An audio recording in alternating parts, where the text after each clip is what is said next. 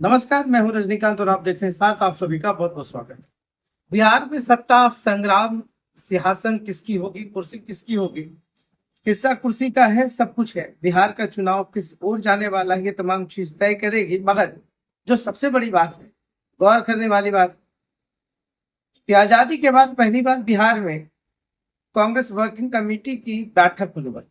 यह बैठक कल होगी और इस बैठक में सोनिया गांधी, राहुल गांधी, खड़गे से लेकर प्रियंका गांधी जैसे तमाम कद्दावर नेता शरीक होंगे, भाग लेंगे। पूरी तैयारी हो चुकी है। सीडब्ल्यूसी की बैठक काफी अहम मानी जा रही है और ऐसा बिहार में आजादी के बाद पहली बार होना एक बहुत बड़े संदेश की ओर इशारा कर रही है। वो संदेश कुछ भी हो सकता है। अभी पूरे पॉलिटिकल सिनेरियो को समझने की कोशिश करें तो बिहार में आखिर चल क्या रहा है। सबसे पहले हम महागठबंधन की ही बात कर लेते हैं। राजद और कांग्रेस के बीच में अभी कम से कम सीएम फेस को लेकर के कुछ भी क्लैरिटी नहीं है। गुमनामी का नाम होगा, क्या होगा, ये आने वाला वक्त तय करेगा। मगर फिलहाल सीएम फेस पे किसी की वैकेंसी नहीं चढ़ी हुई है। कांग्रेस खुलकर बोल नहीं रही कि तेजस्वी ही होंगे, हालांकि तेजस्वी अपनी ओर से जरूर कह रहे हैं कि सीएम फेस तो वही होंगे। राजद के कार्यकर्ता भी काफी उत्साहित हैं। मगर ये जो पॉलिटिकल जो प्रेशर पॉलिटिक्स चल रहा है बिहार में, उसको समझना बहुत जरूरी है। खोई हुई सत्ता, खोई हुई जमीन, यह जरूर हासिल करेगी कांग्रेस। और कांग्रेस 90 के बाद से सत्ता में वापसी पूर्ण रूप से जो होना चाहिए वो नहीं हो पाया। इसके पीछे बहुत सारी कहानी है, उसको भी समझना पड़ेगा। एक एक करके समझेंगे। अगर हम आंकड़ों की बात करेंगे तो बहुत कुछ समझना होगा कि 67 के बाद से फिर किस तरीके से ग्राफ जो है कांग्रेस का गिरता चला गया। फिर बैसाखी की जरूरत पड़ी, राजद के साथ आए और एक जदयू के साथ आए। महागठबंधन में जब तीनों पार्टियां एक साथ हुआ करती थी तब सभी लोग साथ में आए। फिर महागठबंधन अलग हो गया, जदयू अलग होकर एनडीए के साथ चली गई। तो ये पूरा जो खेल है, अगर 57 में अगर हम पूरे आंकड़ों को समझे तो वोट प्रतिशत जो बिहार के चुनाव में कांग्रेस का रहा वो कम से कम 42.9% रहा। 62 में 41.35% रहा। 67 में बात करें तो 33.9%। 69 के दौर में 30.46%। 72 में भी 33.12। 77, 72-77 के बीच में जेपी मूवमेंट ने सत्ता की नींव जो है केंद्र में भी हिलाकर रख दी और बिहार में तो जो हश्र हुआ वो सभी ने देखा। ये जो जेपी मूवमेंट रहा उस बीच में 23.58% वोट जो शेयरिंग रहा कांग्रेस का वो रहा। और उसके बाद से 80 में बात करें तो 34.20%। 85 में 39.30%। तो 90 के दौर में ये घसक करके 24.78% रह गया। एक वो भी दौर रहा जब इंदिरा गांधी के हत्या के बाद जो एक सेंटिमेंट था, एक लहर था, उसमें अच्छी खासी वापसी हुई। फिर सत्ता में कांग्रेस आई मगर 90 के बाद कभी भी वापस नहीं आ पाई। और 95 में ये ग्राफ गिर करके 16.27% रहा। और वही जो बचा खुश असर रहा 2020 में 9.48% पे आकर रह गया। 15 में भी 6.66% रह गया। 2010 में भी 8.36। मतलब जो ग्राफ गिरता चला गया कांग्रेस का वो कभी वापस नहीं हो पाया। इस बार के चुनाव में एक जो बहुत ही मार्के की बात है वो भी समझना पड़ेगा। मैं बार बार प्रेशर पॉलिटिक्स क्यों कह रहा हूं।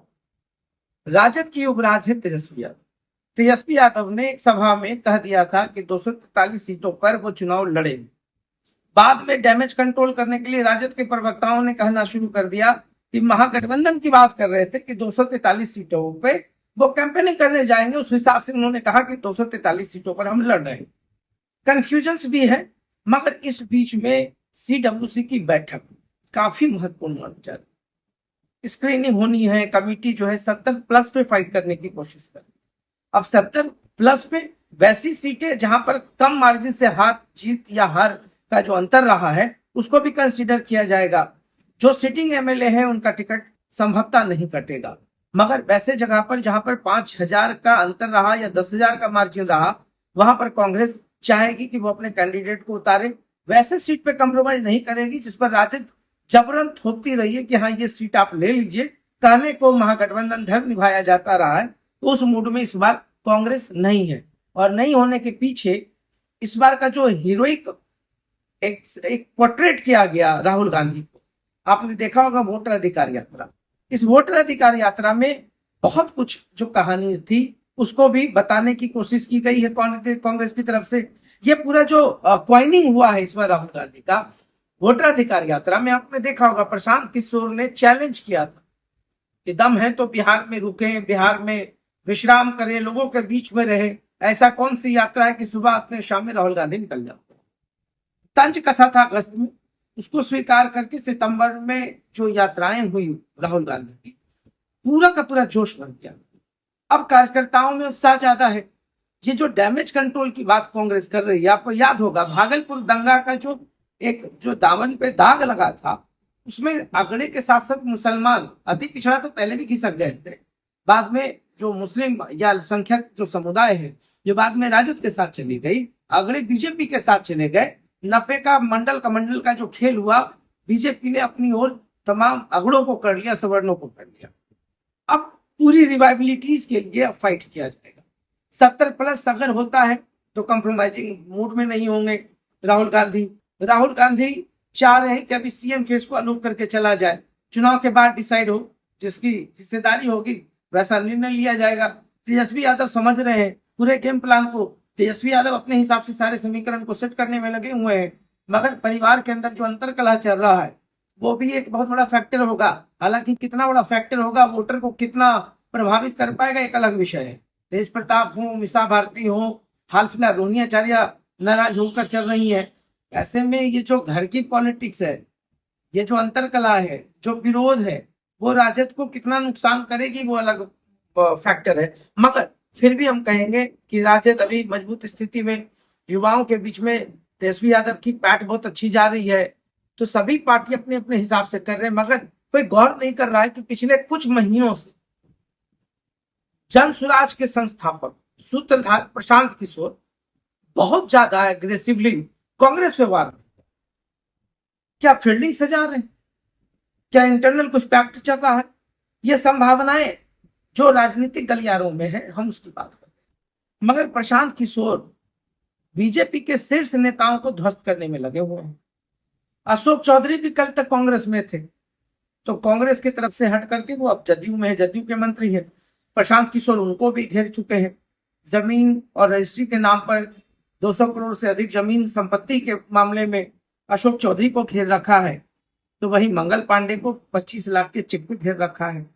दिलीप जायसवाल भी घिरे हुए हैं, तो सम्राट चौधरी भी घिरे हुए हैं। नाम बदलने से लेकर तमाम किस्से हो गए। संजय जायसवाल को भी प्रशांत किशोर नहीं छोड़े, और सभी के पास अगर प्रशांत किशोर के दावों में सच्चाई है तब तो इसका नुकसान होगा, अगर नहीं है तो फिर किसकी तैयारी कर रहे हैं बीजेपी के शीर्ष नेता, मुझे नहीं। मगर बीजेपी भी अपनी तरफ से कोई कोर कसर नहीं छोड़ेगी। मगर फिलहाल प्रशांत किशोर पे आते हैं। प्रशांत किशोर हमलावर है, इसका बेनिफिट किसको मिलने वाला? प्रशांत किशोर का वोट बैंक कितना आगे बढ़ेगा, ये वोट शेयरिंग पे भी है। महागठबंधन के तमाम रास्ते खुले हुए हैं। प्रशांत किशोर तो 243 सीटों पर लड़ेंगे। उन्होंने तो पहले भी कह दिया वो किसी से गठबंधन करने वाले नहीं है, जिद्दी विचारधारा के इंसान है, सब जगह पर हमलावर है, खुलकर हमला कर रहे हैं, और बीजेपी पर ही हमला कर रहे हैं, कांग्रेस पे कम ही कर रहे हैं। तो ऐसे में कयास ये भी लगाया जा रहा है कि कहीं प्रशांत किशोर ने एक आइकॉनिक चेहरे को गढ़ने में कांग्रेस को मदद तो नहीं की इनडायरेक्टली, या चुनौती देकर। यह भी एक बहुत बड़ा सवाल उठ रहा है, चुनौती दिया या इशारों में कांग्रेस को कुछ फीड कर दिया प्रशांत किशोर ने, वह भी समझना बहुत जरूरी है। मगर प्रशांत किशोर रिवाइवल की ओर है। प्रशांत किशोर के कारण कांग्रेस भी रिवाइबिलिटी ग्राउंड में आएगी। इस बार का जो लड़ाई है ना, वो काफी टैक्टिकली देखा जाए तो समझ में आएगा कि महागठबंधन भी आर पार के मूड में है। कांग्रेस भी नेशनल पार्टी है, बीजेपी भी नेशनल पार्टी है। बीजेपी में संगठन बहुत ज्यादा हावी है, तो संगठन कार्य करती है। कांग्रेस के साथ है कि खड़गे जी राष्ट्रीय अध्यक्ष हो सकते हैं, मगर आला कमान के बाद भी कुछ आला कमान, हिडन आला कमान, जिनको आप भी समझते हैं, सोनिया गांधी, राहुल गांधी, इन लोगों का निर्णय काफी महत्वपूर्ण माना जाता है। तो जो लड़ाई होगी उसमें नुकसान एनडीए को भी उतना ही होना है जितना महागठबंधन को। प्रशांत किशोर दोनों को नुकसान पहुंचाएंगे। और इधर कुछ दिनों से जो वो अपील कर रहे हैं, शिक्षा के नाम पर, स्वास्थ्य के नाम पर, बच्चों के नाम पे, पलायन के नाम पे, ये अब युवाओं को ज्यादा अपील कर रही है। खास करके सवर्ण युवा जो है बहुत काफी अट्रैक्टिव हो रहे हैं। अल्पसंख्यक के बीच में भी ठीक ठाक सेंध लगाने में सफल रहे हैं। इसका इसका जो टर्निंग पॉइंट होगा या कितना टर्न कर पाएंगे प्रशांत किशोर इलेक्शन के समय में, वो समझना काफी दिलचस्प होगा। मगर फिलहाल पूरे बिहार में कांग्रेस का जो स्ट्रैटेजी है या कांग्रेस जिस ओर चल रही है या कांग्रेस जिस तरीके से अपनी बातों को रख रही है, CWC की बैठक अल्लाह वारू काफी मेहनत कर रहे हैं। तेजस्वी यादव इस बार हावी होते हुए नहीं दिख रहे हैं, हालांकि बीच बीच में प्रेशर पॉलिटिक्स जरूर खेलते हैं, मगर कांग्रेस जो है वो बहुत इग्नोर करके चल। हालांकि बैसाखी की जरूरत तो कांग्रेस को पड़ेगी ही। कांग्रेस के पास इतना बड़ा जनाधार नहीं है कि वो अकेले दम पर चुनाव लड़ ले, मगर सीएम फेस पर अभी सस्पेंस बरकरार है। तो बिहार की पॉलिटिक्स किस ओर जाएगी यह कहना काफी मुश्किल है, मगर खेल बड़ा होगा